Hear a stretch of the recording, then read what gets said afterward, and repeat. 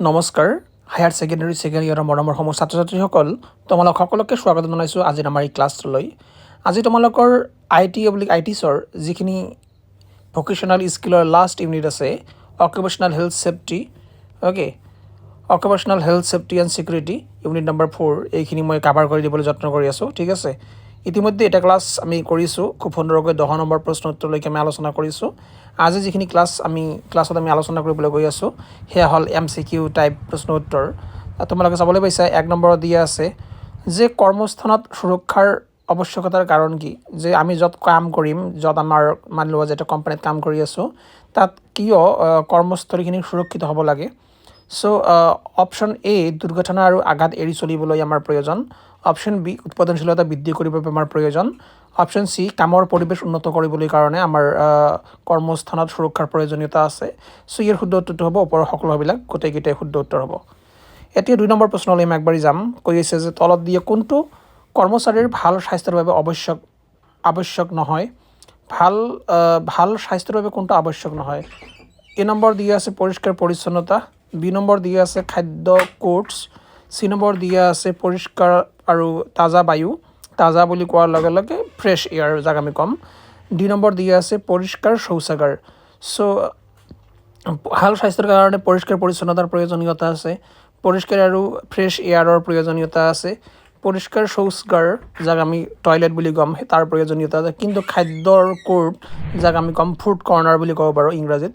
ঠিক আছে, ইয়াৰ কোনো প্ৰয়োজনীয়তা নাই, গতিকে অপশ্যন নম্বৰ ডিটো শুদ্ধ উত্তৰ হ'ব ইয়াৰ ক্ষেত্ৰত, কাৰণ ইয়াত আমাক প্ৰশ্নতে সুধিছে যে কোনটো আৱশ্যক নহয় বুলি। ঠিক আছে, 3 নম্বৰ প্ৰশ্নলৈ আমি আগবাঢ়ি গৈছোঁ যে সুৰক্ষা বিভাগৰ দায়িত্বৰ অন্তৰ্ভুক্ত নহয়, কোনটো কাম তলত সুৰক্ষা বিভাগৰ দায়িত্বৰ অন্তৰ্ভুক্ত নহয়। ঠিক আছে, এ নম্বৰ দি আছে ব্যক্তিগত সুৰক্ষা, চ' ব্যক্তিগত সুৰক্ষা আমাৰ সুৰক্ষা বিভাগৰ দায়িত্বতে আহিব, আওতাত আহিব। বি নম্বৰ কম্পিউটাৰ আৰু উপকৰণৰ সুৰক্ষা, ইয়াতো সুৰক্ষাৰ কথা উল্লেখ কৰিছে, গতিকে এয়াও আহিব আমাৰ সুৰক্ষা বিভাগৰ দায়িত্বত আহিব। চি নম্বৰ দিয়া আছে বৈদ্যুতিক সুৰক্ষা, এয়াও আহিব কাৰণ সুৰক্ষা শব্দটো বাৰে বাৰে ব্যৱহাৰ কৰি আছে অপশ্যনত। আৰু ডি নম্বৰত দিয়া আছে ব্যক্তিগত সঁজুলি বা বস্তু। চ' কাৰোবাৰ কিবা ব্যক্তিগত সঁজুলি আছে, কিবা বস্তু আছে, সেয়া কিন্তু সুৰক্ষা বিভাগৰ দায়িত্ব নহয়, সেয়া আমাৰ ব্যক্তি বিশেষৰ সেই দায়িত্বৰ ভিতৰত পৰিব।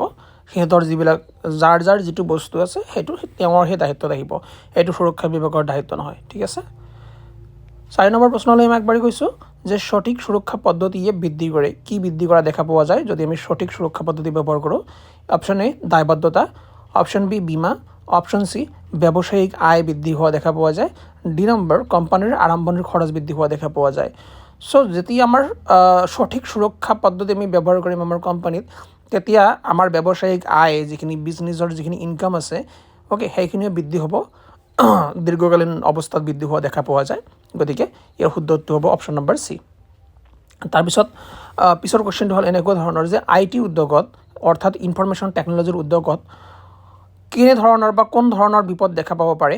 চ' এ নম্বৰ জৈৱ বৈজ্ঞানিক, বি নম্বৰ ৰাসায়নিক, চি নম্বৰ ভৌতিক, ডি নম্বৰ অৰ্গেনমিক। চ' ইয়াৰ শুদ্ধটো হ'ব অৰ্গেনমিক।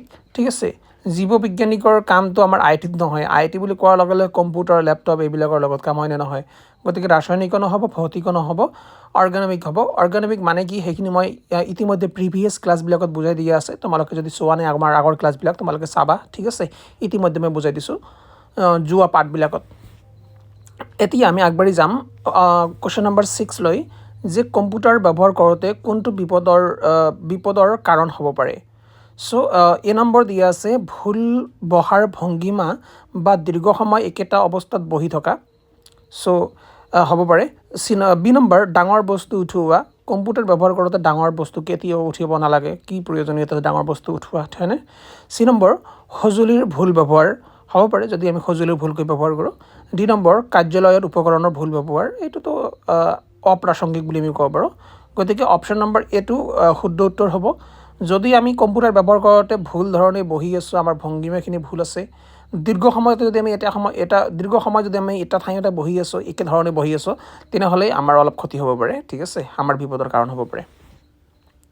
7 নম্বৰ প্ৰশ্নলৈ আমি আগবাঢ়ি যাম। তোমালোকে চাবলৈ পাইছে তলত দিয়া কোনটো কামে অপাৰেটৰক আঘাত পোৱাব পাৰে, অপাৰেটৰক আঘাত পোৱাব পাৰে বা অপাৰেটৰে আঘাত পাব পাৰে কোনটো কাৰণৰ বাবে। যেনেকৈ এ নম্বৰত দিয়া আছে সঠিক সঁজুলি বাছনি কৰা, বি নম্বৰ সুৰক্ষা চশমা পিন্ধা, চি নম্বৰ ঢিলা হাতল থকা সঁজুলি ব্যৱহাৰ কৰা, ডি নম্বৰ কাটা সঁজুলিৰ টিখোচা কৰি ৰখা। অ'কে, চ' ইয়াৰ যি অপশ্যনবিলাক আছে অপশ্যনবিলাক আমি অলপ বুজিব যত্ন কৰিম। অপাৰেটৰৰ আঘাত পোৱাৰ কথা কৈ আছে। যিজন ব্যক্তিয়ে অপাৰেট কৰিব কোনো এটা যন্ত্ৰ তেওঁ কেতিয়া আঘাত পাব পাৰে? সঠিক সঁজুলি বাছনি কৰা, যদি তেওঁ সঠিক সঁজুলিটো ব্যৱহাৰ কৰা দেখা পোৱা যায় তেনেহ'লেতো আঘাত পোৱাৰ কোনো কথা নাই। সুৰক্ষা চশমা যদি পিন্ধি থাকে তেনেহ'লেতো কোনো অসুবিধা নাই। ঢিলা হাতল থকা সঁজুলি ব্যৱহাৰ কৰা, ঢিলা হাতল থকা সঁজুলি ব্যৱহাৰ কৰা মানি লোৱা যে কিবা এটা সঁজুলি আছে, সঁজুলিখিনি প্ৰপাৰলি নাই, মানে কিবা এটা মানে নাট বা বল্টু তেনেকুৱা ধৰণৰ বস্তুবিলাক কি ঢিলা হৈ আছে, গতিকে সেইবিলাক ব্যৱহাৰ কৰোঁতে অলপ আঘাত পাব পাৰে নে নোৱাৰে? পাৰে, নিশ্চিতৰূপে পাৰে। দুই নম্বৰ কটা সঁজুলি টিখোচা কৰি ৰখা, যদি কটা সঁজুলি অলপ নিৰ্দিষ্ট স্থানত নাৰাখি পিনে অলপ বেয়া এটা ঠাইত ৰাখি দিয়ে তেতিয়াহ'লেও আঘাত পাব পাৰে। আঘাত পাব পাৰে, কোনো অসুবিধা নাই। কিন্তু চি নম্বৰ অপশ্যন যিটো আছে, সঁজুলি যদি আমাৰ ঢিলা হাতাল থকা সঁজুলি ব্যৱহাৰ কৰা, এইটো এটা আমাৰ সঠিক উত্তৰ হ'ব ইয়াৰ ক্ষেত্ৰত। এতিয়া আমি প্ৰশ্ন নম্বৰ 8লৈ আগবাঢ়ি যাম যে কৰ্মস্থানত বিপদ হোৱাৰ সম্ভাৱনীয় কাৰণ। কৰ্মস্থানত কি কাৰণত আমাৰ বিপদ হ'ব পাৰে? এ নম্বৰ অপশ্যন বায়ু চলাচল কম হ'লে পিনে বিপদ হ'ব পাৰে, বি নম্বৰ অপশ্যন পোহৰ কম হ'লে বিপদ হ'ব পাৰে, চি নম্বৰ অগোলাচ পৰিৱেশ, যদি এটা ভাল পৰিৱেশ নহয় তেনেহ'লে হ'ব পাৰে, ডি নম্বৰ ওপৰৰ সকলোবিলাক। তেনেহ'লে ওপৰৰ সকলোবিলাক কৰ্মস্থানত বিপদ হোৱাৰ কাৰণ ওপৰৰ সকলোবিলাক হ'ব পাৰে। যদি বায়ু চলাচল কম হয় তথাপিও হ'ব পাৰে, আমি ভালদৰে উশাহ নিশাহ ল'ব নোৱাৰিম। যদি পোহৰ কম হয় তথাপিও সমস্যা আছে। যদি পৰিৱেশটো ভাল নহয় তথাপিও প্ৰব্লেম আছে। গতিকে ওপৰৰ সকলোবিলাকে কি হ'ব? শুদ্ধ উত্তৰ হ'ব। এতিয়া আমি আগবাঢ়ি যাম আমাৰ পৰৱৰ্তী প্ৰশ্নলৈ। Fill in the blanks. Okay, so' এজন কৰ্মচাৰীৰ স্বাস্থ্য হৈছে শাৰীৰিক ডেছ আৰু ডেছ উন্নতিৰ অৱস্থা। এজন কৰ্মচাৰীৰ স্বাস্থ্য হৈছে শাৰীৰিক, মানসিক আৰু সামাজিক উন্নতিৰ অৱস্থা। 2 নম্বৰত কৈছে যে স্থানটোত লোকসকল কাম আৰম্ভ কৰাৰ আগতে ডেছ পৰিষ্কাৰ কৰি ল'ব লাগে। ৰাতিপুৱাই কৰ্মস্থানৰ লোকসকলে কাম আৰম্ভ কৰাৰ আগতে ৰাতিপুৱাই কি কৰিব লাগে? পৰিষ্কাৰ কৰি ল'ব লাগে যিবিলাক বয় বস্তু আছে বা যন্ত্ৰ পাতি আছে। তাৰপিছত 3 নম্বৰত কৈছে এটা সঠিক ডেছ কৰ্মস্থানত পৰিষ্কাৰ আৰু শীতল বায়ু প্ৰদান কৰে। এটা পৰিষ্কাৰ ভেণ্টিলেশ্যন ছিষ্টেম যিটো আমি ক'ম। অ'কে, এই আমাৰ যিবিলাক খিৰিকীবিলাক থাকে, খিৰিকীৰ ওপৰত থাকে, সাধাৰণতে ঘৰবিলাকৰ ওপৰত থাকে, ওপৰ ভাগত থাকে ভেণ্টিলেশ্যন। যদি আমি সঠিকভাৱে ভেণ্টিলেশ্যন আমাৰ ছিষ্টেম থাকে তেনেহ'লে কৰ্মস্থানত পৰিষ্কাৰ আৰু শীতল বায়ু আমাৰ আদান প্ৰদান কৰাৰ হেল্প হয় বা সহায়ক হয়। ঠিক আছে। তাৰপিছত কৈছে যে তাজা আমি নক'ম, আমি ফ্ৰেছ বুলি ক'ম। ফ্ৰেছ খাদ্যৰ কেফেটেৰিয়াই কৰ্মচাৰীৰ ডেছ বজাই ৰখাত সহায় কৰে, স্বাস্থ্য ভাল কৰি ৰখাত সহায় কৰা দেখা পোৱা যায়। অ'কে, 5 নম্বৰ সংস্থাৰ কৰ্ম পৰিৱেশ ডেছ হ'ব লাগিব আৰু ডেছৰ পৰা মুক্ত হ'ব লাগিব। চ' সংস্থাৰ কৰ্ম পৰিৱেশ সদায় পৰিষ্কাৰ হ'ব লাগে আৰু ধূলা আৰু প্ৰদূষণৰ পৰা কি হ'ব লাগে? মুক্ত হ'ব লাগে। তাৰপিছত কৈ আছে যে সঠিক সুৰক্ষা প্ৰক্ৰিয়াই কোম্পানীৰ ডেছ বৃদ্ধি কৰে। সঠিক সুৰক্ষা প্ৰক্ৰিয়াই কোম্পানীৰ যি ব্যৱসায়িক আয় সেয়া বৃদ্ধি কৰা দেখা পোৱা যায় আৰু কোম্পানীৰ দায়বদ্ধতা কি কৰি পেলাই? হ্ৰাস কৰি পেলাই। ঠিক আছে, যেতিয়া সঠিকভাৱে সুৰক্ষা প্ৰক্ৰিয়া সিহঁতে কি কৰিব? ব্যৱস্থা কৰিব।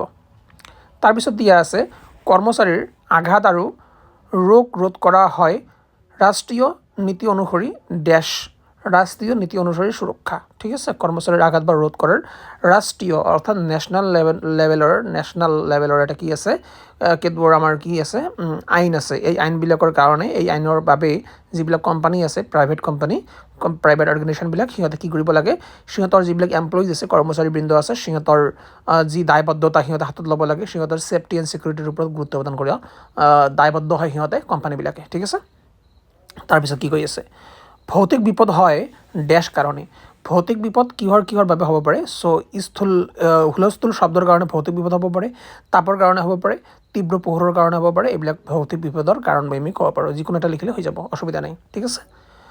আৰু এটা কথা, তোমালোকে যদি মানি লোৱা যে ইমান দিন একো পঢ়া নাই, যদি পঢ়া নাই তোমালোকে খুব সুন্দৰকৈ আমাৰ ইউটিউবত প্ৰত্যেকটো ইউনিটৰ তোমালোকৰ ক্লাছেছ দিয়া আছে, এটা প্লে'লিষ্ট বনাই থৈছোঁ মই, সেইখিনি চাবা পৰীক্ষাত ইয়াৰ পৰাই আহিব, বাহিৰৰ ক'তো পৰা নাহে। ঠিক আছে, তোমালোকে জাষ্ট খালি ভিডিঅ'ছবিলাক চাব লাগে, ক্লাছেছবিলাক চাব লাগে, চাই পিনে নোটছ বনাই সুন্দৰকৈ নিজে পঢ়িব লাগে, ঠিক আছে, ৰিভিজন দিব লাগে। কোনোবাই যদি অলৰেডি ইতিমধ্যে কমপ্লিট কৰিছা তেনেহ'লে এইবিলাক ভিডিঅ' চাই পিনে ৰিভিজন দিব পাৰা তোমালোকে, ঠিক আছে।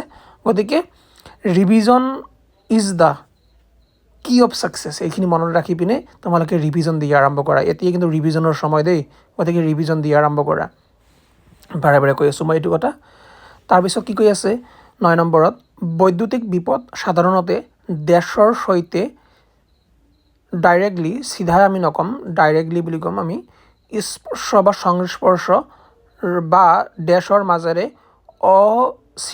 অচিধাটো নহ'ব, ইনডাইৰেক্টলি সংস্পৰ্শৰ ফলত হয়। চ' বৈদ্যুতিক বিপদ সাধাৰণতে জীৱন্ত তাঁৰ মানে কি, যিটো তাৰেৰে বিদ্যুৎ গৈ আছে তাৰ সংস্পৰ্শ আহিলে হয়, বা যি ধাতুৰ দেহ আছে, মেটেল বডিবিলাক যিবিলাক থাকে, ধাতুবিলাক যিবিলাক থাকে, সিহঁতৰ মাজেৰে মানে ইনডাইৰেক্টলি স্পৰ্শৰ ফলত, ইনডাইৰেক্টলি স্পৰ্শ কৰিলে পিনে মেটেল বডিটো আমি কি হ'ব পাৰে, বৈদ্যুতিক বিপদৰ সংঘটিত হ'ব পাৰে। মানি লোৱা যে ইলেক্ট্ৰিচিটি ফ্ল' কৰা এখন তাঁৰ আছে, তাঁৰখিনি গৈ পিনে কিবা এটা মেটেলত লাগি গৈছে, মানি লোৱা যে ষ্টীলত লাগি গৈছে, তেনেহ'লে আমি ষ্টীলটো যদি টাচ কৰোঁ তেনেহ'লে শ্বৰ্ট খাম নে নাখাম? নিশ্চিতৰূপে আমাক বিদ্যুতিক বিপদ হ'ব পাৰে, হয়নে? বিদ্যুৎ লাগিব আমাৰ হাতত বা আমাৰ শৰীৰত, হয়নে নহয়? গতিকে এইখিনি হ'ব ইয়াৰ শুদ্ধ উত্তৰ। তাৰপিছত 10 নম্বৰ কি কৈ আছে চোৱা, কম্পিউটাৰ ব্যৱহাৰ কৰোঁতে বিপদ হয় ডেছ বা দীঘলীয়া সময় ডেছ বহি থকাৰ বাবে। কম্পিউটাৰ ব্যৱহাৰ কৰোঁতে বিপদ হয় ভুল ভংগীমাত বা দীঘলীয়া সময় এটা অৱস্থাত বহি থকাৰ বাবে কম্পিউটাৰ ব্যৱহাৰ কৰোঁতে আমাৰ বিপদ হ'ব পাৰে। গতিকে আমি খুব সুৰক্ষিতভাৱে ভুল ভংগীমাত প্ৰথম কথা বহিব নালাগে, আৰু এটা ঠাইতে, এটা জেগাতে দীৰ্ঘ সময় বহি থাকিব নালাগে, ঠিক আছে। অলপ ঘূৰা ফুৰা কৰিব লাগে, তাৰপিছত আকৌ আহি বহিব লাগে। যদি আমি সেই স্থানতে কাম কৰিব লাগে, অলপ ঘূৰা ফুৰা কৰি আহি পিনে আকৌ বহিব লাগে। এইকেইটা স্থানতে দেৰ সময়লৈকে বহি থাকি পিনে নিজৰ শৰীৰৰ ক্ষতি কৰিব নালাগে। অ'কে, এতিয়া ট্ৰু এণ্ড ফল্ছ তোমালোকে প্ৰশ্ন উত্তৰবিলাক চাবা, ঠিক আছে। সত্য বা মিথ্যা তোমালোকে লিখিব লাগে, চাবা ভালদৰে। কিন্তু কৈ আছে যে কৰ্মদাতা, যাক আমি এমপ্লয়াৰ ক'ম, আৰু কৰ্মচাৰী, যাক আমি এমপ্লয়িজ বুলি কওঁ, দুয়োকে কাৰ্যস্থানৰ সুৰক্ষাৰ বাবে দায়িত্বশীল হয়, দুয়ো দায়িত্বশীল হয়, ঠিক আছে। তাৰপিছত কৈ আছে কামৰ সময়ত যিকোনো আঘাত তৎক্ষণাতভাৱে পৰ্যবেক্ষকক জনাব লাগে, হয়। যিজন ছুপাৰভাইজাৰ থাকিব তেওঁক ইমিডিয়েটলি আমি জনাব লাগে, যিখিনি কোনোবা যদি ইনজিয়ৰ হৈছে, কোনোবা যদি আঘাতপ্ৰাপ্ত হৈছে, ঠিক আছে। 3 নম্বৰত কৈছে আঘাতটো ডাঙৰ হওক বা সৰুৱে হওক, আঘাতপ্ৰাপ্ত ব্যক্তিয়ে চিকিৎসা সেৱা লাভ কৰিব লাগে, হয়। ডাঙৰে হওক আঘাতখিনি বা সৰুৱে হওক, যিজন ব্যক্তিয়ে আঘাতপ্ৰাপ্ত হৈছে, যিজন ব্যক্তি ইনজিয়ৰ হৈছে, তেওঁ অবভিয়াছলি যিখিনি মেডিকেল ফেচিলিটি আছে এইখিনি লাভ কৰিব লাগে, সেইখিনি সঁচা হ'ব। তাৰপিছত 4 নম্বৰত কৈছে যদি আমি মানে ব্ৰাইট স্কিন লাইট চ'ৰ্চত, অ'কে, পিছফালে উজ্জ্বল পোহৰ উৎস থাকিলে ক্ৰিয়েট কণ্ট্ৰাষ্ট প্ৰব্লেম। কৈ আছে যে অলপ মানে অসমীয়াটো নাচাবা, ইংৰাজীখিনি চোৱা, বুজাৰ সুবিধা হ'ব তোমালোকৰ, যে bright light source behind the display. এইখন ডিছপ্লে আছে, ডিছপ্লেৰ পিছফালে ডিছপ্লে স্ক্ৰীণ এখন আছে, মানি লোৱা যে তোমালোকৰ মনিটৰখিনি আছে, কম্পিউটাৰৰ মনিটৰৰ পিছফালে ব্ৰাইট লাইট চ'ৰ্চ আছে, অৰ্থাৎ পূৰা উজ্জ্বল পোহৰ হৈ আছে, কেন ক্ৰিয়েট কণ্ট্ৰাষ্ট প্ৰব্লেম, আমাৰ চকুৰ ক্ষেত্ৰত এটা কণ্ট্ৰাষ্টৰ প্ৰব্লেমৰ সৃষ্টি কৰিব পাৰে। তো সঁচা কথা, যদি উজ্জ্বলতা বেছি হৈ যায় তথাপিও প্ৰব্লেম আছে, ঠিক আছে। তাৰপিছত কি কৈ আছে 5 নম্বৰত, যে উজ্জ্বল পোহৰ আৰু বিষাক্ত ধোঁৱা বা বাষ্পৰ সংস্পৰ্শে মুখ আৰু কাণ ক্ষতিগ্ৰস্ত কৰিব পাৰে। এইটো সঁচা কথা। যদি কি কৈ আছে ৰ'বা, উজ্জ্বল পোহৰ আৰু বিষাক্ত ধোঁৱা বাষ্পৰ সংস্পৰ্শে মুখ আৰু কাণ, নহয়, উজ্জ্বল পোহৰ হ'লে চকু হ'ব, বিষাক্ত ধোঁৱা হ'লে আমাৰ ধোঁৱা বা বাষ্পৰ সংস্পৰ্শ তেনেহ'লে নাক হ'ব, ঠিক আছে। গতিকে ইয়াৰ ভুল হ'ব, গতিকে ইয়াৰ ফলছ হৈ যাব। 6 নম্বৰত কি দিয়া আছে? 6 নম্বৰত দিয়া আছে যে ব্যক্তিগত সুৰক্ষা পৰিধান আৰু সুৰক্ষা সঁজামানৰ ব্যৱহাৰে কাৰ্যস্থানৰ বিপদ নিয়ন্ত্ৰণ কৰিব পাৰে। অলপ আমি ইংৰাজীখিনি পঢ়িম। The use of personal protective clothing, যদি আমি পাৰ্চনেল প্ৰটেক্টিভ ক্লথিং পৰিধান কৰোঁ, ব্যক্তিগত সুৰক্ষা কাপোৰ পৰিধান কৰোঁ, এণ্ড ইকুইপমেণ্ট, আৰু যিখিনি ব্যক্তিগত সুৰক্ষা ইকুইপমেণ্ট আছে, ইকুইপমেণ্ট বুলি কোৱাৰ লগে লগে যিখিনি আমাৰ বয় বস্তু আছে, কেন কণ্ট্ৰল দ্য হেজাৰ্ড, সিহঁতে কি কৰিব পাৰিব, যিখিনি বিপদ আমাৰ কাম কৰা ঠাইত যিখিনি বিপদ এই বিপদখিনিক ৰক্ষা কৰিব পাৰিব সঁচা কথা ট্ৰু হৈ যাব 7 নম্বৰ কি কৈ আছে do not throw' rubbish daily দৈনিক দিনে আমাৰ যিবিলাক আৱৰ্জনা আছে পেলাব নালাগে গতিকে মিছা কথা হ'ব আৱৰ্জনা দৈনিক পৰিষ্কাৰ কৰিব লাগিব দৈনিক যদি আমি আৱৰ্জনাৰ সৃষ্টি কৰিব পাৰোঁ দৈনিক পৰিষ্কাৰো কৰিব লাগিব নহয় অ'কে তাৰপিছত 8 নম্বৰ যে proper handling of office equipment can result in injuries যদি আমি আমাৰ অফিচৰ বয় বস্তুবিলাক প্ৰপাৰলি হেণ্ডেল কৰোঁ ভালদৰে সাজাই গজাই ৰাখোঁ তেনেহ'লে আমি ইনজিয়ৰ হ'ব পাৰোঁ এইটো কোনো কথা হ'ল নেকি সদায় আমাৰ অফিচ ডেস্কখন বা অফিচৰ যিবিলাক ইকুইপমেণ্টবিলাক থাকিব বয় বস্তুবিলাক থাকিব প্ৰপাৰলি এটা হেৰি কৰিব লাগিব ভালদৰে সজাই পৰাই ৰাখিব লাগিব প্ৰপাৰলি নিৰ্দিষ্ট ঠাইতে হয় নে নহয় তাতে কোনো ইনজিয়ৰ হোৱাৰ কি নাথাকিব কোনো ইনজিয়ৰ হোৱাৰ সম্ভাৱনা নাথাকিব ঠিক আছে সম্ভাৱনা নাথাকিব গতিকে কি হৈ যাব ফলছ হৈ যাব তাৰপিছত কৈ আছে যে আজিৰ সংগঠনত কাৰ্য সংস্থাৰ মানসিক চাপ বিপদৰ কাৰণ হ'ব পাৰে কি কৈ আছে ইংৰাজীত পঢ়িম আমি অলপ stress at the work place আমি কাম কৰা ঠাইবিলাকত যিখিনি তাতে যদি ষ্ট্ৰেছৰ সৃষ্টি হয় যাতে যদি চাপৰ সৃষ্টি হয় কেন কজ হেজাৰ্ড তেনেহ'লে বিপদ আহিব পাৰে ইন টুডেজ অৰ্গেনাইজেশ্যন আজিকালিৰ সময়ত বা আজিকালিৰ কোম্পানীবিলাকত হয় সঁচা কথা নাও আমি মাল্টিপল চইচ কুৱেশ্যনলৈ আগবাঢ়ি যাম অ'কে কিনো কৈ আছে যে স্বাস্থ্যকৰ আৰু সুৰক্ষিত কাৰ্য পৰিৱেশ প্ৰদান কৰিবলৈ প্ৰতিটো সংগঠনে কি ৰাখিব লাগে এ নম্বৰ পৰিষ্কাৰ পৰিচ্ছন্নতা বি নম্বৰ ফিল্টাৰত পানী চি নম্বৰ পৰিষ্কাৰ প্ৰস্ৰাৱগাৰ আৰু ডি নম্বৰ ওপৰৰ সকলো এই শুদ্ধটো হ'ব ওপৰৰ সকলোবিলাকে 2 নম্বৰত কি কৈ আছে বতাহত ডেছ উৎপাদন হোৱাৰ ফলত বায়ু প্ৰদূষণ হয় চ' বতাহত ধূলি বালিৰ উৎপন্ন হোৱাৰ ক্ষেত্ৰত নে কঠিন কণাৰ মিশ্ৰণ নে গেছ নে ওপৰৰ সকলো হ'ব মোৰ মতে 3 নম্বৰ একে মাংসপেশী ক্ৰমাগতভাৱে ব্যৱহাৰ কৰিলে কোনটো ঠাইত বিষ হ'ব পাৰে আমাৰ গলা আমি যাক গলা বুলি কওঁ গলাৰ বিষ হ'ব পাৰে কান্ধৰ বিষ হ'ব পাৰে আমাৰ আঙুলিৰ বিষ হ'ব পাৰে তেনেহ'লে ওপৰৰ সকলোবিলাকৰ বিষ হ'ব পাৰে তাৰপিছত কৈছে ছিকিউৰিটি বিভাগ কোনটোৰ বাবে দায়িত্বশীল নহয় আইন সুৰক্ষা কম্পিউটাৰ ব্যৱহাৰৰ সুৰক্ষা বৈদ্যুতিক সুৰক্ষা নে পৰিবহণ সুৰক্ষা চ' ছিকিউৰিটি বিভাগ পৰিবহণ সুৰক্ষাৰ বাবে ক্ষেত্ৰত দায়িত্বশীল নহয় ঠিক আছে 5 নম্বৰত কিনো কৈ আছে যে সংগঠনৰ সঠিক সুৰক্ষা প্ৰক্ৰিয়াই কোনটো কমাই দিয়ে সংগঠনৰ সঠিক সুৰক্ষা প্ৰক্ৰিয়াই দায়বদ্ধতা কমাই দিয়ে আমি এইটো অলপ আগতে পঢ়িলোঁ 6 নম্বৰত কৈছে মেচিনৰ সৈতে কাম কৰাৰ সময়ত কি নিপিন্ধিব চ' গহনা পিন্ধি মেচিন চলাব লাগে নেকি বাকীবিলাক পিন্ধিব লাগে যেনেকুৱাকৈ ছেফটি গ্লাছেছ পিন্ধিব লাগে মাস্ক পিন্ধিব লাগে গ্লাভছ পিন্ধিব লাগে হাতত হয়নে অ'কে চ' 7 নম্বৰত কমৰৰ তলত অ'কে আমি কঁকাল বুলি কওঁ কঁকালৰ তলৰ অংশ বিষ হোৱাৰ কাৰণ কি চ' আগলৈ বাৰে বাৰে ওচৰোৱা দীঘল ছাপৰ্ট নথকা ওপৰৰ পিঠিৰ ছাপৰ্ট নথকা দীঘল সময় আগলৈ চোৱা চ' যেতিয়া আমি কম্পিউটাৰ টিপো নহয় আমাৰ কমৰৰ বিষ হোৱা দেখা পোৱা যায় আমাৰ কঁকালৰ বিষ হোৱা দেখা পোৱা যায় গতিকে সেই সময়ত কিয় হয় কঁকালৰ বিষখিনি কাৰণ দীঘলীয়া সময় আমি আগফালে চাই থাকোঁ আগলৈ অলপ মানে হালি পিনি থাকোঁ যে সেইকাৰণে হয় ঠিক আছে গতিকে 7 নম্বৰৰ ডি নম্বৰটো উত্তৰ হ'ব আফটাৰ ডেট কঁকালৰ বিষ হোৱাৰ কাৰণ সুধিছে আকৌ চ' দীঘল সময় আগলৈ চোৱা এইটোতো হ'বই কবজি আঙুলি হ'ব এইটো কবজি মানে আঙুলি বেয়াভাৱে নমাই কাম কৰা তাৰপিছত দীঘল ছাপৰ্ট নথকা লাম্ভাৰ এইটো কোনো শব্দই নহয় ডি নম্বৰ ওপৰৰ পিঠিৰ ছাপৰ্ট নথকা মোৰ মতে এ নম্বৰটো হ'ব লাগে এ নম্বৰে হ'ব ঠিক আছে অপশ্যন নম্বৰ এ উত্তৰখিনি ইয়াত ভুল দি আছে এ আৰু চি দি আছে সৰ্বাধিক উপযুক্ত এ নম্বৰে হ'ব ঠিক আছে তাৰপিছত শুকান চকুৰ সমস্যা হ'লে কি কৰা উচিত মানি লওঁ যে কাৰোবাৰ চকুৰে পানী নোলোৱা হৈছে অ'কে শুকান চকু তেনেহ'লে কি কৰা উচিত টিপা নকৰা তাৰপিছত চকুৰ বিশ্ৰাম আৰু সহজত ব্যায়াম কৰা এইটোতো কৰিব লাগিব চকুৰ বিশ্ৰাম দিব লাগিব সহজত ব্যায়াম কৰিব লাগিব তেতিয়া তাৰপিছত 10 নম্বৰত কিনো কৈ আছে পোহৰ যদি ডাইৰেক্টলি স্ক্ৰীনৰ আগ বা পিছফালৰ পৰা আহে তেন্তে কি হ'ব পাৰে তেন্তে আমাৰ চকু ক্লান্ত হ'ব পাৰে মূৰৰ বিষ হ'ব পাৰে চকুৰ বিষ হ'ব পাৰে ঠিক আছে okay option number D is the সঠিক উত্তৰ নাও এতিয়া আমি আগবাঢ়ি যাম ফিল ইন দ্য ব্লাংকছৰ লগত okay air and water pollution পৰ্যালোচনা কৰিব পাৰি ফিজিকেল কেমিকেল আৰু বায়'লজিকেল এনালাইচিছৰ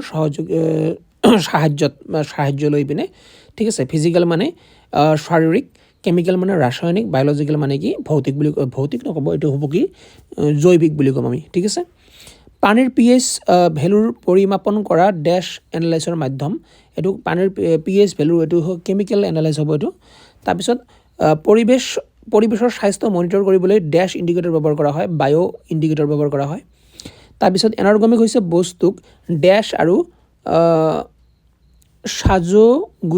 সাজগুছোটো নহ'ব এইটো বাংলা ভাষা হৈ গৈছে ডিজাইন কৰি ৰাখা ঠিক আছে সাজগুজো মানে ভালদৰে ৰখা মৰ্মে অধ্যয়নৰ বিজ্ঞান এনাৰ্গমিক্স হ'ল কোনো এটা বস্তুক ভালদৰে ডিজাইন কৰি পিনে কেনেকৈ ৰাখিম তাৰ অধ্যয়নৰ বিজ্ঞান ঠিক আছে তাৰপিছত আঙুলি কবজি বুলি যাক আমি কওঁ আঙুলিৰ অতিৰিক্ত টানা দিয়ে কৰিছিল ৰিচেপশ্যনে ডেছ সৃষ্টি কৰে আচ্ছা যদি আমি আঙুলিবিলাক অ'কে কষ্ট দি পিনে আমি কাম কৰি থাকোঁ তেনেহ'লে আমাৰ ৰিপিট কৰি থাকোঁ এটা আমি ৰিপিট কৰি থাকোঁ বাৰে বাৰে তেনেহ'লে কি সৃষ্টি হ'ব পাৰে আমাৰ আঙুলিত ইনজুৰি হ'ব পাৰে পেইন হ'ব পাৰে হয়নে অ'কে তাৰপিছত কৈ আছে দৃষ্টিতে সহজ লাগিলেও মানে দেখাত সহজ হ'লেও ডেছ কাৰ্য পুনৰাবৃত্তি কৰাত আঘাত হ'ব পাৰে চিম্পল এটা কাৰ্য সহজ এটা কাৰ্য যদি আমি পুনৰাবৃত্তি কৰি থাকোঁ বাৰে বাৰে কৰি থাকোঁ তেনেহ'লে আমাৰ আঘাতৰ সৃষ্টি হ'ব পাৰে তাৰপিছত কি কৈ আছে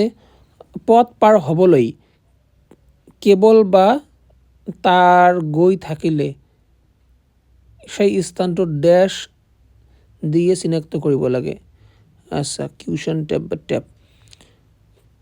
আচ্ছা পথ পাৰ হোৱাৰ ক্ষেত্ৰত যেতিয়া আমি পথ এটা ইফালৰ পৰা সিফাললৈ পাৰ হৈ যাম তেতিয়া আমি কেনেকুৱাকৈ পিছফালে আমি চিনাক্ত কৰিম আমি এই হাতখন অলপ আগবঢ়াই দিওঁ নহয় টেপ কৰি দিওঁ ঠিক আছে কিউশ্যন টেপ আমি তাক ক'ম অ'কে আমি হাতখন আগবঢ়াই দি পিনে ৰখিব দিম আগত গাড়ীবিলাক মটৰবিলাকক তাৰপিছত আমি পথখিনি পাৰ হ'ম বা ৰাস্তাখিনি পাৰ হ'ম তাৰপিছত কৈ আছে ঢিলা কেবল নহ'ব কেবেল আৰু তাৰ ডেছ সৃষ্টি কৰে যদি ঢিলা হৈ থাকে তাঁৰবিলাক বা কেবেলবিলাক কিহৰ সৃষ্টি কৰিব পাৰে ট্ৰিপলিং হেজাৰ্ড বিপদ এটা আহিব পাৰে হেজাৰ্ড মানে বিপদ ট্ৰিপলিং বিপদ আহিব পাৰে ট্ৰিপলিং হেজাৰ্ড আহিব পাৰে স্ক্ৰীণত গ্লাৰ আৰু ডেছ অৱস্থা নিষিদ্ধ কৰিব লাগে স্ক্ৰীণত গ্লাৰ আৰু ৰিফ্লেকশ্যনৰ অৱস্থা নিষিদ্ধ কৰাটো প্ৰয়োজন আছে ঠিক আছে যেতিয়া আমি কম্পিউটাৰ বা লেপটপ টিপি থাকোঁ লেপটপত আমি কাম কৰোঁ তেতিয়া এইখিনি আমি মনোযোগ দিব লাগে তাৰপিছত কৈ আছে কীবৰ্ডে মেট ছাৰফেচ থাকিলে ডেছ গ্লাৰৰ পৰা ৰক্ষা কৰে লাইট গ্লাৰৰ পৰা ৰক্ষা কৰে যদি আমাৰ মেট ছাৰফেচ থাকে কীবৰ্ডৰ ঠিক আছে তাৰপিছত কৈ আছে ট্ৰু ফলছ কৈ আছে 1 নম্বৰত সংগঠনৰ কাৰ্য পৰিৱেশ বিপদ আৰু প্ৰব্লেমবিলাক ঠিক আছে ঝুঁকি বুলি কোৱাৰ লগে লগে প্ৰব্লেম মুক্ত হ'ব লাগে আমাৰ সংগঠনত বা কোম্পানীত কাৰ্য কৰাৰ যিটো পৰিৱেশ আৰু যিবিলাক প্ৰব্লেম থাকিব এইবিলাক মুক্ত হ'ব লাগিব সঁচা কথা এয়াৰ পলিউশ্যন ৰোধ কৰাৰ বাবে সপ্তাহত এটা ন' ভেহিকেল ডে পালন কৰিব লাগে সঁচা কথা এনাৰ্গমিক প্ৰয়োগ কৰিলে প্ৰডাক্টিভিটি বৃদ্ধি পায় সঁচা কথা কম্পিউটাৰত কাম কৰাৰ সময়ত আংটি হওক ঘড়ী হওক মাস্ক হওক গহনা আদি পিন্ধা উচিত নহয় উচিত দিছে নেকি উচিত নহ'ব এইটো ফলছ হৈ যাব 5 নম্বৰত ভিজা হাতে বৈদ্যুতিক যন্ত্ৰ স্পৰ্শ কৰিব নালাগে সঁচা কথা কম্পিউটাৰ চলাই থাকোঁতে পাৱাৰ টেপটো খুলি ল'ব লাগে পাৱাৰ কেবল খুলিব লাগে মিছা কথা পাৱাৰ কেবল কিয় খুলিম আমি পাৱাৰ কেবল খুলিব নালাগে কাৰণ কম্পিউটাৰ যদি আমি চলাই থাকিম তেতিয়া আমাক ইলেক্ট্ৰিচিটিৰ প্ৰয়োজনীয়তা আছে হয়নে তাৰপিছত কৈ আছে যে occupational overuse syndrome is equal to repetitive strain injury আচ্ছা অকুপেশ্যনেল অভাৰ ইউজ চিনড্ৰম যদি আমি আমাৰ অকুপেশ্যনত অভাৰ ইউজ কৰোঁ কোনো এটা বস্তু তেনেহ'লে আমাৰ কি হ'ব পাৰে ৰিপিটেটিভ ষ্ট্ৰেইন ইনজুৰি হ'ব পাৰে সঁচা কথা কামৰ চেয়াৰ স্থিৰ আৰু চালচলনি উপযোগী হ'ব লাগে ইয়েছ সঁচা কথা তাৰপিছত স্ক্ৰীণত আৰ্টিফিচিয়েল লাইটে ঘুমৰ টোপনিৰ নেকি সমস্যাৰ সৃষ্টি কৰিব পাৰে ঠিক আছে সঁচা কথা 10 নম্বৰ কীবৰ্ড আৰু মাউচ একেই স্থানত ৰখা ঠিক নহয় মিছা কথা একেই স্থানত ৰাখিব লাগে তাৰপিছত পানী প্ৰদূষণ কিহৰ বাবে হয় এইবিলাক তোমালোকে জানা পানী প্ৰদূষণ কিহৰ বাবে হয়, ঠিক আছে, এইবিলাক বুজাই দিব নালাগে। তাৰপিছত অকুপেশ্যনেল অভাৰ ইউজ চিনড্ৰম, এইটো অলপ ইম্পৰ্টেণ্ট আছে, এইটো আমি চাম। একেধৰণৰ কাম বা এটা মাচল পুনৰাবৃত্তি কৰি মাচল নহয় মাচেল হ'ব, ঠিক আছে, যদি বাৰে বাৰে পুনৰাবৃত্তি কৰোঁ আমি ব্যৱহাৰ কৰাত হোৱা আঘাতক আমি কি বুলি ক'ম, অকুপেশ্যনেল অভাৰ ইউজ চিনড্ৰম বুলি ক'ম বা ৰিপিটেটিভ ষ্ট্ৰেইন ইনজুৰি বুলি ক'ব পাৰোঁ।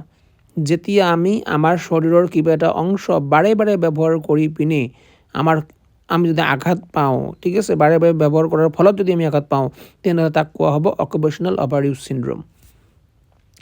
তাৰপিছত কৈ আছে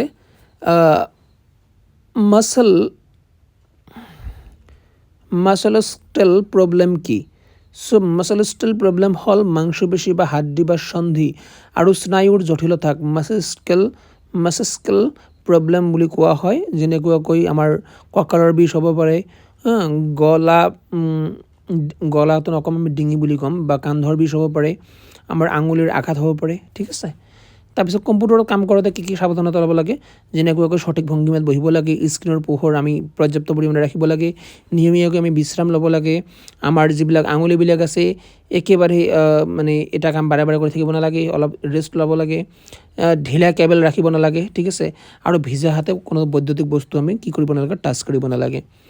লেপটপ ব্যৱহাৰৰ ৰাইট ৱে কিয় নাই? অ'কে, চ' লেপটপ ব্যৱহাৰত লেপটপৰ স্ক্ৰীণ আৰু কীবৰ্ড একেলগে সংযুক্ত হৈ থাকিলে ভংগীমা ঠিক নহয়। উচ্চতা দূৰত থ'লে স্থিৰ কৰিব নোৱাৰে, কাৰণ ৰাইট ৱে একো সুস্পষ্ট নহয়। অ'কে, বেছি এটা ইম্পৰ্টেণ্ট নহয়, ইয়াত ভুলকৈ দি আছে কিবা কিবি অলপ, গতিকে 5 নম্বৰটো নালাগে। 6 নম্বৰটো চোৱা, চকুৰ ক্লান্তি কিয় হয়, কি বাবে হয়, এইটো বাংলা ভাষা হৈ গৈছে। ইয়াক কেনেকৈ ৰোধ কৰিব পাৰোঁ আমি?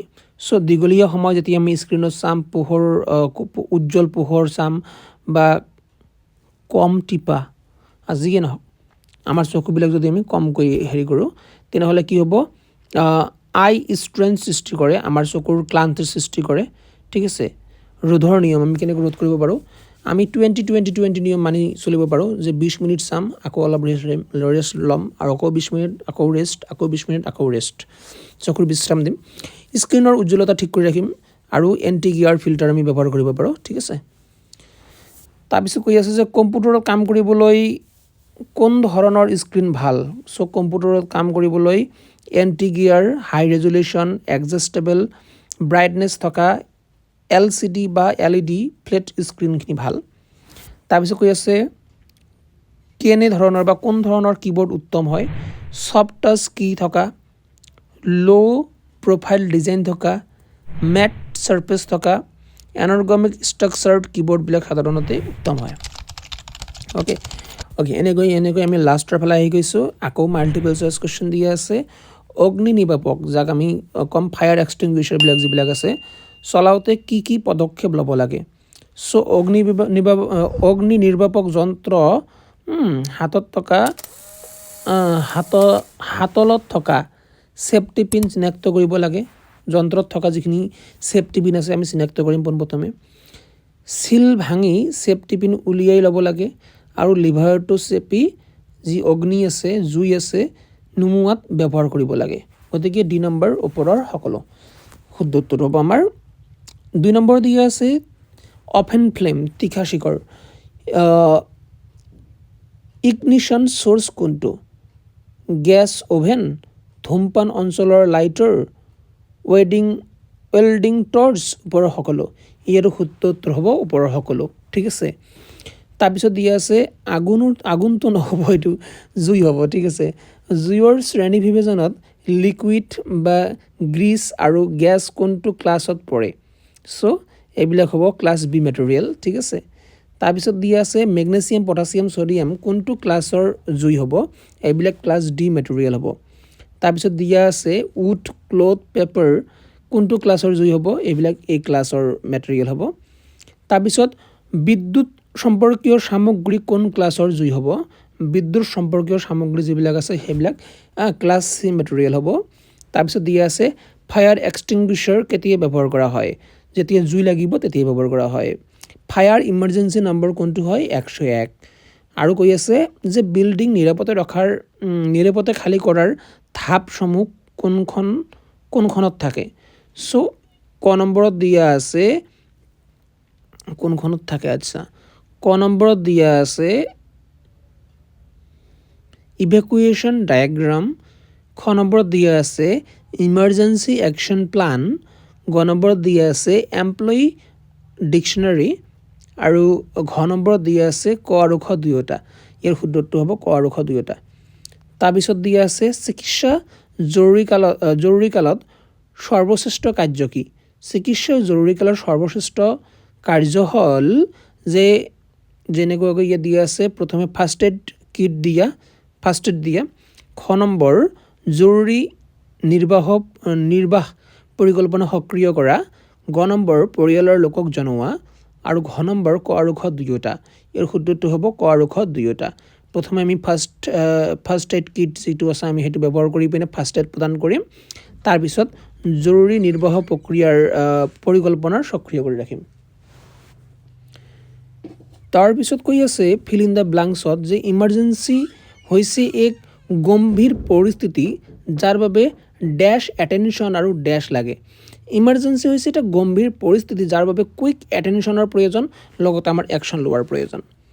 তাৰপিছত দিয়া আছে ফ্ৰেছলি মপড ফ্ল'ৰৰ বাবে লোকক সাৱধান কৰিবলৈ ডেছ চাইনৰ প্ৰয়োজন।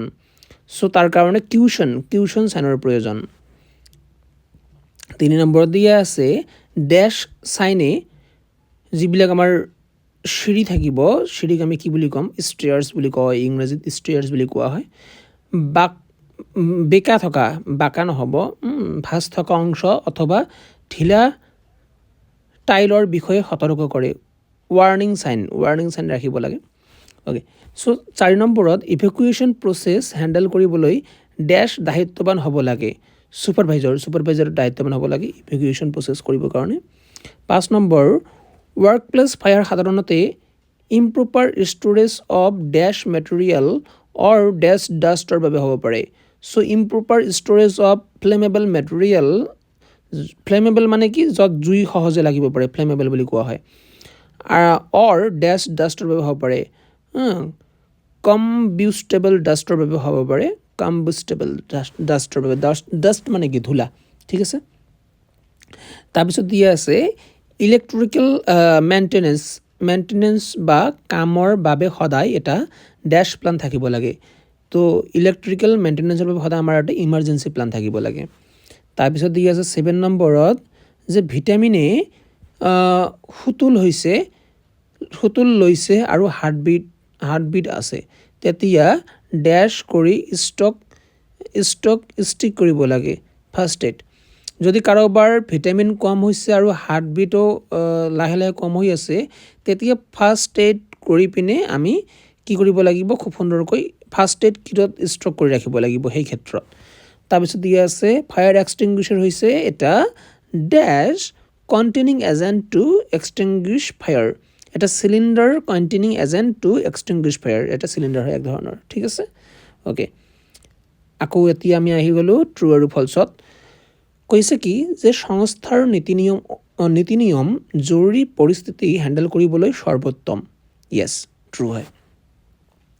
তাৰপিছত দি আছে কোনোবাই আঘাত পালে আপোনাৰ মনমতে কাৰ্য কৰিব লাগে। মিছা কথা, মনমতে কাৰ্য কৰিব নালাগে। প্ৰথমেতো আমাৰ ফাৰ্ষ্ট এইড প্ৰদান কৰিব লাগে, তাৰপিছত যিজন ছুপাৰভাইজাৰ আছে থাকিব তেওঁক জনাব লাগে।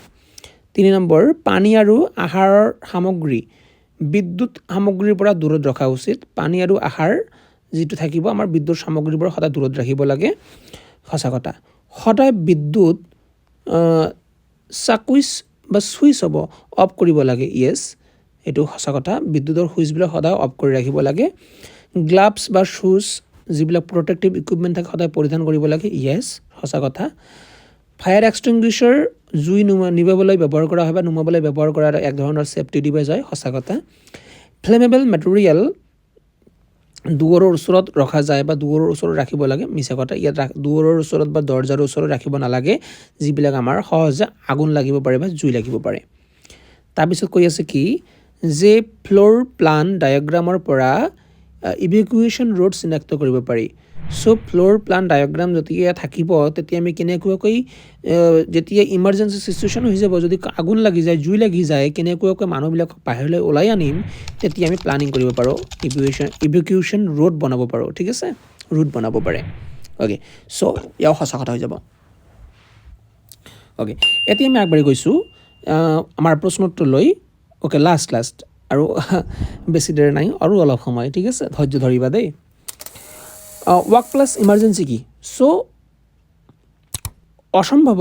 অসম্ভাৱিত আৰু বিপদজনিত পৰিস্থিতিক যিয়ে মানুহ সম্পত্তি আৰু পৰিৱেশক ক্ষতি কৰিব পাৰে তাক আমি ৱৰ্ক প্লেছ ইমাৰ্জেঞ্চি বুলি ক'ব পাৰোঁ ৱৰ্ক প্লেছ ইমাৰ্জেঞ্চি বুলি কোৱা হয় যিটো আমাৰ আশা নকৰোঁ অস্বাভাৱিক হয় যিটো সম্ভৱ নহয় তেনেকুৱা ধৰণৰ হঠাৎকৈ বিপদ আহি গ'ল যিয়ে কি কৰিব পাৰে আমাৰ মানুহ হওক সা সম্পত্তি হওক পৰিৱেশ হওক আমাৰ ক্ষতি কৰিব পাৰে তেনেকুৱা ইমাৰ্জেঞ্চিক আমি ৱৰ্ক প্লেছ ইমাৰ্জেঞ্চি বুলি ক'ম তাৰপিছত কৈ আছে আপুনি নিজৰ বা কৰ্মচাৰীৰ বা ব্যৱসায়ৰ কেনেকৈ সুৰক্ষিত কৰি আহিব ব্যৱসায়খিনিক চ' প্ৰথম কথা ছেফটি ৰুল মানি চলিম প্ৰটেক্টিভ ইকুইপমেণ্ট ব্যৱহাৰ কৰিম ফায়াৰ ছেফটি ট্ৰেইনিং ল'বৰ কাৰণে আমি ব্যৱস্থাপনা কৰিম ইমাৰ্জেঞ্চি প্লান আমি এটা বনাম আৰু ৰেগুলাৰ মেইনটেনেঞ্চ কৰাৰ ব্যৱস্থা কৰিম তাৰপিছত কৈ আছে যে ইমাৰ্জেঞ্চি একশ্যন প্লান যাক EAP বুলি কওঁ আমি জৰুৰী পৰিস্থিতিত কি পদক্ষেপ ল'ব লাগে সেই বিষয়ে এটা ঠাইতে লিখি আমাৰ পৰিকল্পনা কৰি পিনে ইমাৰ্জেঞ্চি একশ্যন প্লান কৰি ৰাখিব লাগে ইয়াকে আমি ইমাৰ্জেঞ্চি একশ্যন প্লান বুলি ক'ব পাৰোঁ তাৰপিছত কৈ আছে যে ইমাৰ্জেঞ্চি একশ্যন প্লানত কি থাকিব লাগে চ' ইমাৰ্জেঞ্চি একশ্যন প্লানত থাকিব লাগে যে emergency reporting system evacuation roads assembly point roles and responsibilities medical emergency step এইবিলাক আমাৰ থাকিব লাগে 5 নম্বৰত দিয়া আছে ইভেকুৱেশ্যন পলিচি আৰু প্ৰচিডিউৰ কেনেকৈ উন্নত কৰিব পাৰোঁ চ' ইভেকুৱেশ্যন পলিচি বা প্ৰচিডিউৰবিলাক কেনেকৈ উন্নত কৰিম চ' প্ৰথমে আমি বিল্ডিং ষ্ট্ৰাকচাৰ বিশ্লেষণ কৰিব লাগিব এক্সিট ড'ৰ আৰু ষ্টেয়াৰকেছ নিশ্চিত কৰিব লাগিব যে কোনটো সিৰিৰে আহিব ষ্টেয়াৰকেছ বুলি কয় এক্সিট ড'ৰ মানে কোনটো দূৰেৰে বাহিৰলৈ ওলাই যাব ছেফটি এছেম্বলি পইণ্ট আমি নিৰ্ধাৰণ কৰিব লাগিব যে মানুহবিলাকক যেতিয়া আমি বিল্ডিঙৰ পৰা নমাই আনি পিনে ক'ত একেলগ কৰিম এছেম্বল কৰিম লগতে এইবিলাক কৰাৰ কাৰণে আমাৰ প্ৰেক্টিছ ড্ৰিল কৰিব লাগিব ঠিক আছে যদি প্ৰেক্টিছ নকৰোঁ তেনেহ'লে কৰিবই নোৱাৰিম গতিকে প্ৰেক্টিছ থাকিব লাগিব তাৰপিছত দিয়া আছে যে ইভেকুৱেশ্যন ৰোড আৰু এক্সিষ্ট কেনেকৈ স্থাপন কৰা হয় চ' প্ৰথম কথা হ'ল ক্লিয়াৰলি মাৰ্ক এক্সিষ্ট চাইন আমি এক্সিট চাইন ক্লিয়াৰলি মাৰ্ক কৰিব লাগিব যে এইটো ৰাস্তাৰে এইটো ঠাইৰে কি হ'ম আমি এক্সিট হ'ম আৰু আনব্লক পাথৱে আৰু সেইটো ৰাস্তা যেন এক্সিট যিটো পইণ্টটো আছে সেইটো ৰাস্তা যেন আনব্লক হৈ থাকে ব্লক হৈ নাথাকে লগতে ফ্ল'ৰ মেপ ডায়েগ্ৰাম আমাৰ প্ৰপাৰ ডায়েগ্ৰাম থাকিব লাগিব ফ্ল'ৰখিনিৰ লগতে ইমাৰ্জেঞ্চি লাইটিং ছিষ্টেমো থাকিব লাগিব ঠিক আছে ৰেড লাইটটো তোমালোকে জানাইতো ইমাৰ্জেঞ্চি লাইটিং ছিষ্টেমৰ ক্ষেত্ৰত ব্যৱহাৰ কৰা হয় তাৰপিছত ফায়াৰ এক্সটিংগুইচাৰৰ প্ৰকাৰ বা এক্সটিংগুইচিং মেটেৰিয়েল লিখিব কৈছে যেনেকুৱাকৈ ৱাটাৰ এক্সটিংগুইচাৰ এইটো ক্লাছ A হ'ব ফ্লেম এক্সটিংগুইচাৰ ক্লাছ AB হ'ব কাৰ্বন ডাই অক্সাইড CO2 এক্সটিংগুইচাৰ এইটো BC হ'ব ড্ৰাই পাউডাৰ এইটো ABC হ'ব আৰু মেটেল পাউডাৰ এইটো ক্লাছ D হ'ব ঠিক আছে আফটাৰ ডেট ফায়াৰ এক্সটিংগুইচাৰ কেনেদৰে চলাব লাগে চ' এটা মেথড আছে পদ্ধতি আছে PASS so' P for pull the পিনটো আগত খুলি ল'ম A for aim at the base of the fire আগুন বা জুইখিনি ক'ত লাগিছে তাত এইম কৰিব লাগিব S ফৰ ছিকুৱেঞ্চ দ্য হেণ্ডেলখিনি চেপি ধৰিব লাগিব আৰু S for sweep side to side আৰু ছাইডে কি কৰিব লাগিব আমাৰ ছুইপ কৰি দিব লাগিব অ'কে নেক্সট 9 নম্বৰত কি দিয়া আছে ফায়াৰ এক্সটিংগুইচাৰৰ ধৰণসমূহ আমাক তুলনা কৰিব কৈছে যেনেকুৱাকৈ ৱাটাৰৰ শুধুমাত্ৰতো নহ'ব বাংলা হৈ গ'ল কেৱলমাত্ৰ ক্লাছ A এইটোতো ইতিমধ্যে আমি আলোচনা কৰিলোঁ ফ্লেম ক্লাছ AB হ'ব কাৰ্বন ডাই অক্সাইড যিটো আছে CO2 এইটো হ'ব ইলেক্ট্ৰিক এণ্ড ফ্লেমেবল লিকুইড সেইটো নুমাবৰ কাৰণে ব্যৱহাৰ কৰা হয় ড্ৰাই পাউডাৰৰ যিটো এক্সটিংগুইচাৰ থাকে ফায়াৰ এক্সটিংগুইচাৰ সেইটো মাল্টিপাৰ্পছ হয় বিভিন্ন কামত ব্যৱহাৰ কৰিব পাৰোঁ মেটেল পাউডাৰ যিটো আছে এইটো মেটেল ফায়াৰৰ ক্ষেত্ৰত ৰোধ কৰাৰ ক্ষেত্ৰত আমি ক্লাছ D এইটো হয় ঠিক আছে আমি ব্যৱহাৰ কৰা দেখা পোৱা যায় ফায়াৰ এক্সটিংগুইচাৰ এইটো অ'কে চ' ফায়াৰৰ বিভিন্ন ক্লাছবিলাক লিখিব এতিয়া আগুনৰ ক্লাছবিলাক লিখিব কৈছে চ' ক্লাছ A হ'ব কি ছলিড মেটেৰিয়েল ক্লাছ B হ'ব liquid and gases class C হ'ব ইলেক্ট্ৰিকেল ক্লাছ D হ'ব মেটেলছ আৰু ক্লাছ K বা F হ'ব কুকিং অইল বা ফেটছ এইবিলাক তাৰপিছত 11 নম্বৰত দিয়া আছে যে electrical rescue technique electrical rescue technique লিখিব দিছে যেনেকুৱাকৈ at first we need to first switch off কৰিব লাগিব দেন ড্ৰাই উডেন ষ্টিক বা ভেক্টিমক আমি টানি উলিয়াব লাগিব তাৰপিছত ইনচল্ট গ্লোভছ ব্যৱহাৰ কৰা দেন ছেফটি ডিষ্টেঞ্চ অলপ আমি ছেফ ডিষ্টেঞ্চ বজাই ৰখা উচিত ঠিক আছে তাৰপিছত কৈ আছে যে ইলেক্ট্ৰিকেল ইমাৰ্জেঞ্চিত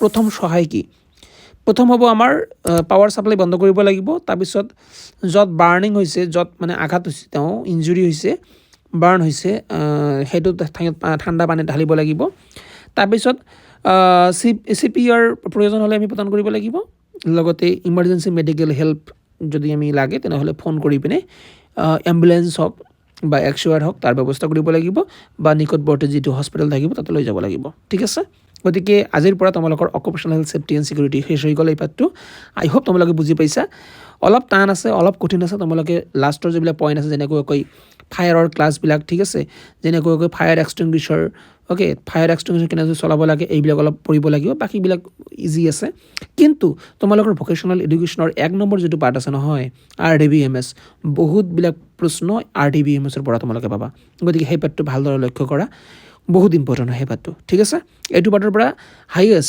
হাইয়েষ্ট এইটো পাৰ্টৰ পৰা 5 নম্বৰ আহিব তাৰ বেছি আৰু নাহে ঠিক আছে অ'কে চ' আজিলৈ ইমানতে আজিৰ পৰা তোমালোকৰ ক্লাছ শেষ কৰিলোঁ মই যিখিনি মই তোমালোকক প্ৰমিছ কৰিছোঁ যে তোমালোকৰ পৰীক্ষাৰ আগতে মই তোমালোকৰ চিলেবাছ টোটালি কমপ্লিট কৰি দিব যত্ন কৰিম চ' আজি মই প্ৰমিছখিনি পূৰণ কৰিলোঁ টোটালি কমপ্লিট কৰি দিব মই পাৰিলোঁ গতিকে তাৰ কাৰণে তোমালোকে মোক থেংক ইউ ক'ব পাৰা তোমালোকে কমেণ্ট বক্সত লিখিব পাৰা আৰু লগতে লাইক কৰি দিবা আৰু তোমালোকৰ বন্ধু বান্ধৱীবিলাকক শ্বেয়াৰ কৰি দিবা ঠিক আছে আজিলৈ মানে অহা ক্লাছত লগ পাই আছোঁ জয় হিন্দ জয় ভাৰত